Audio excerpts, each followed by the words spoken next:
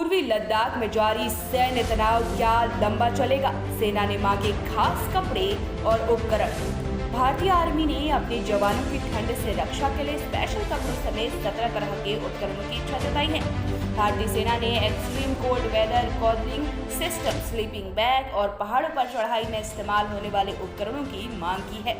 आपको बता दें, लद्दाख के गलवा में भारतीय चीन सेना के बीच हुई हिंसक झड़प के 1 साल बीत जाने के बाद भी स्थिति तनावपूर्ण बनी हुई है। 1 साल बाद भी दोनों तरफ की सेनाएं दुर्गम ऊंचाई और विकट परिस्थितियों में पूरी तैयारी के साथ तैनात रहने को मजबूर है। अभी ये कहा नहीं जा सकता कि गतिरोध अभी और कितना लंबा चलेगा। दुश्मन और ठंड से लड़ने के लिए भारतीय सेना ने अपने जवानों की ठंड से रक्षा के लिए स्पेशल कपड़ों समेत 17 तरह के उपकरणों की मांग की है। यानी सेना पहले से ही आगे की तैयारी करके चल रही है। मीडिया रिपोर्ट्स के मुताबिक सेना मेक इन इंडिया के तहत देसी कंपनियों को तरजीह देगी।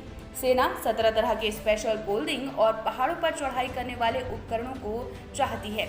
रिपोर्ट्स में रक्षा सूत्रों के हवाले से बताया गया कि सेना इन खास कपड़ों और उपकरणों के लिए मेक इन इंडिया के तहत देसी कंपनियों को तरजीह देगी। फिलहाल इसमें से ज़्यादातर आइटम दूसरे देशों से आयात किए जाते हैं।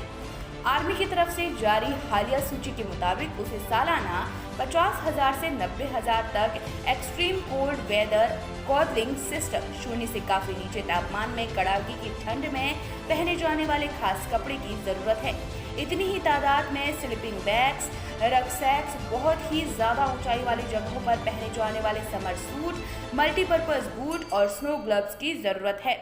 इसके अलावा आर्मी को 12,000 खास ऊनी मोजे, 2 और 3 लेयर वाले करीब 3 लाख जोड़े दस्ताने, बेहद ही ज्यादा ठंड और ऊंचाई वाले इलाकों में तैनात सैनिकों को इमरजेंसी इलाज देने में इस्तेमाल होने वाले खास तरह के 500 टैंकरों की जरूरत है। सेना को सालाना 3,000 से 5,000 एवलॉन्च एयरबैग्स और एवलॉन्च विक्टिम डिटेक्टर्स की भी जरूरत है। एक वरिष्ठ सैन्य अधिकारी ने कहा, इन उपकरणों का सियाचिन और दूसरे ऊंचाई वाले इलाकों में इस्तेमाल किया जाएगा। वहीं सेना के शीर्ष कमांडरों ने भारत की समग्र सुरक्षा चुनौतियों की LAC पर समीक्षा की और सेना के शीर्ष कमांडरों ने बृहस्पतिवार को 2 दिवसीय सम्मेलन के पहले दिन पूर्वी लद्दाख के अलावा चीन के साथ लगती वास्तविक नियंत्रण रेखा एवं अन्य संवेदनशील क्षेत्रों सहित भारत की समग्र सुरक्षा चुनौतियों की व्यापक समीक्षा की।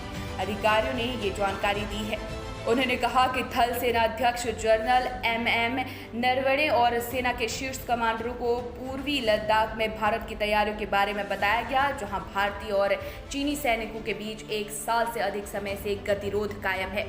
भारत और चीन के बीच पिछले साल मई की शुरुआत से पूर्वी लद्दाख में कई बिंदुओं पर सैन्य गतिरोध था। हालांकि दोनों पक्षों ने सैन्य और राजनैतिक वार्ता की एक श्रृंखला के बाद गत फरवरी में पैंगोंग झील के उत्तर और दक्षिणी तट से सैनिकों और हथियारों की वापसी पूरी की। दोनों पक्ष इस प्रक्रिया को शेष टकराव वाले बिंदुओं तक बढ़ाने के लिए बातचीत में लगे हुए हैं। वहीं आपको बता दें, दिल्ली में हो रहे इस सम्मेलन में विचार विमर्श के बारे में सूत्रों ने कहा, सम्मेलन में भारत की सुरक्षा तैयारियों से संबंधित सभी मामलों पर चर्चा की गई। सूत्रों ने कहा कि भारत की युद्ध क्षमता को और आगे बढ़ाने के तरीकों पर विचार विमर्श शुक्रवार को होगा।